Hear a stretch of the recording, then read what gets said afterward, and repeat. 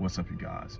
So basically, I don't know what to kind of string together to cover this issue with the array of cloaks that's kind of over this kind of problem, or whatever to pull out the hat to present to you guys to where this is orderly or whatever, or however this is going to be in the presentation. But this is an assessment, and right now the assessment is with Auburn baseball and just Auburn sports in general.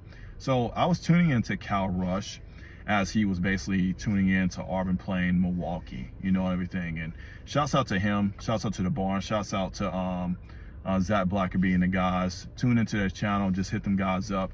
But just farther from the point, but basically me witnessing Auburn losing that game, this is not emotional, you know, in my take with this. This is me just an assessment of what I'm seeing Auburn overall. And fans overall harp on this, because there's other fans right now crashing out saying, man, this team trash, bro. These boys suck. Same old Auburn. Like, man, let's just tune in next year, right? Let's tune in next season. Forget this. This is trash. This is dead, whatever. But this is me just saying outwardly on this platform about Auburn fans and what we've been voicing on Reddit, Facebook, Instagram, wherever you can see obviously fans sunshine pumping or just being negative. The thing with Auburn right now, it's like a competitive culture thing. And the thing with Auburn, to sum it all up to where guys can relate. Now, obviously this ties into religion. This ties into morals, which I'm not expecting you guys to believe it or understand it. But this ties into something I want to say about what Jesus noted in Matthew chapter 21. And what he noted in it was he saw a fig tree that basically had the appearance of fruit. But basically when he approached it and observed it, he didn't see any fruit. Now this ties into religious themes with basically people exuding and showing a nature that is fruitful, but inside, within it, is nothing. So he cursed it. And that's the thing with Auburn right now. This is the theme with Auburn sports. You know, this is a theme with Auburn baseball. You have the appearance of fruit, but yet when it comes to certain things in theatrics, especially when it gets on the grander stage, you don't have it. You know, you don't have it within you. And that's really what Auburn right now. So it's sad to say, but as an Auburn fan, you're used to it, which is even more sadder to say. But the thing is, just to get to where it all is, you know, with a whole lump sum, I don't know what to defend in this. I can't defend this act because Auburn has everything on the table. It has all the cards in its hands. It's almost like I'm playing a game of spades, you know, having all the leading cards, like the kings, you know, the queens. I have the aces and I have the spades, but I'm still reneging. It's like I don't even know what to really say to basically quantify a defense. This is a defenseless position. This is a checkmating threat. No matter what I do in the next move, it's like, what can I say about Auburn? They're hosting a regional, you know, for basically the 5th time in 4 years, or basically 4 times in 5 years.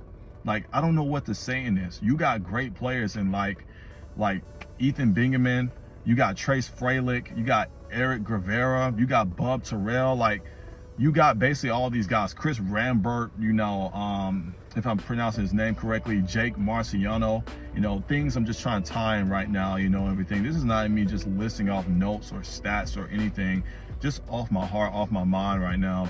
And you have basically right now the opportunity of a lifetime.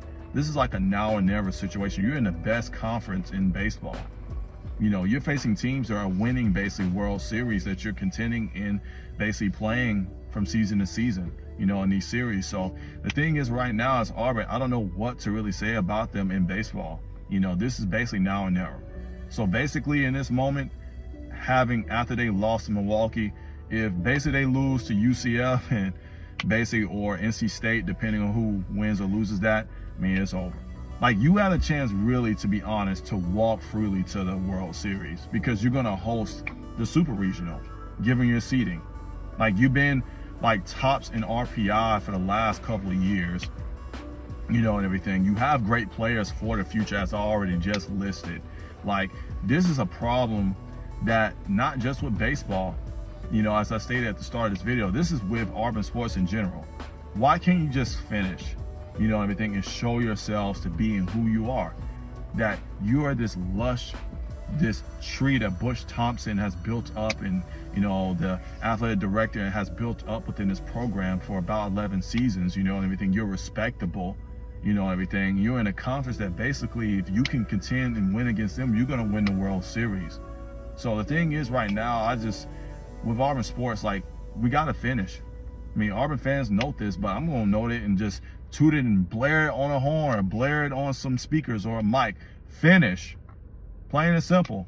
You know, why is it that when it comes to Auburn sports in general, and this is the sad reality to it, and this is not me trying to just shoot down these, you know, and throwing darts and just aiming a grenade or aiming a AR at it and whatever and stuff like that, but like the equestrian team or Auburn's men's golf, like, why are they winning?